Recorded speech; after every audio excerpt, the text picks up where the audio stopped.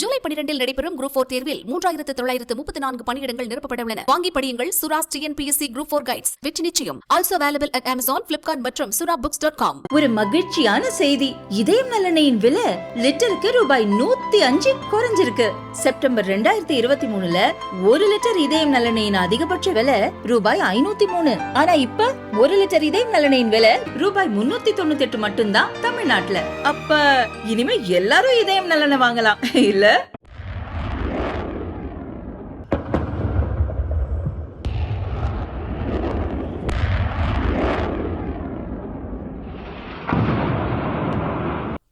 Operation Sindoor நடவடிக்கை மூலம் பாகிஸ்தான் பயங்கரவாதிகள் நடத்திய பஹல்காம் தாக்குதலுக்கு இந்தியா பதிலடி கொடுத்தது. இதைத் தொடர்ந்து 3 நாட்களாக இந்தியா மீது பாகிஸ்தான் தாக்குதல் நடத்தி வருகிறது. இதற்கு இந்தியா உரிய பதிலடி கொடுக்கிறது. இரவோடு இரவாக 26 நகரங்களை ட்ரோன் ஏவுகணை மூலம் பாகிஸ்தான் குறிவைத்தது. இதை வெற்றிகரமாக முறியடித்த இந்தியா பாகிஸ்தானுக்கு மிகப்பெரிய பதிலடியை கொடுத்தது.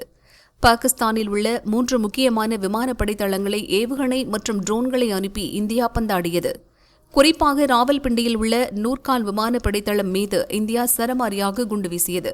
இது பாகிஸ்தான் தலைநகர் இஸ்லாமாபாத்திலிருந்து வெறும் 10 கிலோமீட்டர் தூரத்தில்தான் உள்ளது.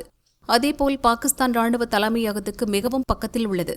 நூர்கானில் இருப்பதுதான் பாகிஸ்தானின் விமானப்படை தளங்களில் மிகவும் முக்கியமான ஒன்று. எப்போதும் மிகப்பெரிய அளவில் பாதுகாப்பு இருக்கும். ஆனால் இதையும் தாண்டி இந்தியா நேர்த்தியாக குண்டு வீசி பாகிஸ்தானை மிரள வைத்திருக்கிறது.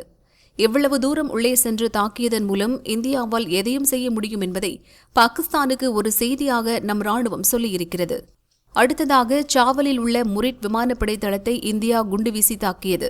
இதுதான் பாகிஸ்தானின் முக்கிய ட்ரோன் ஏவுதளமாக இருக்கிறது. 3 நாட்களாக இந்தியாவுக்கு எதிராக பாகிஸ்தான் நடத்தும் எல்லா ட்ரோன் தாக்குதலும் இங்கிருந்துதான் ஏவிவிடப்படுகிறது. எனவேதான் இதை குறிவைத்து இந்தியா தாக்கியது. இந்தியாவின் இந்த பதிலடியும் பாகிஸ்தானை ஆட்டம் காண வைத்துள்ளது. இதேபோல் ஷோர்ட்கோட் என்ற இடத்தில் இருக்கும் ரஃபிக் விமானப்படை தளத்தையும் இந்தியா குறிவைத்து தாக்கியது. இந்த இடமும் முக்கியமானது. இந்தியாவுக்கு எதிராக அடிக்கடி பாகிஸ்தான் பயன்படுத்தும் JF-17 ரக போர் விமானங்கள் இங்குதான் நிறுத்தி வைக்கப்பட்டிருக்கின்றன. இந்த போர் விமானங்கள் பாகிஸ்தானும் சீனாவும் சேர்ந்து தயாரித்தவை.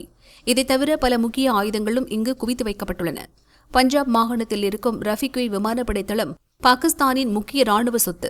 அதையும் இந்தியா பதம் பார்த்துவிட்டது. 4வதாக நம் எல்லைக்கு பக்கத்தில் இருந்த பயங்கரவாதிகளின் ட்ரோன் ஏவுதளத்தையும் இந்தியா வேட்டையாடியது. பாகிஸ்தானுக்கு பதிலடி கொடுக்கும் வகையில் இந்தியா நடத்திய இந்த குண்டுவீச்சால் பாகிஸ்தானில் பலத்த சேதம் ஏற்பட்டுள்ளது என்று ராணுவ வட்டாரம் கூறியது.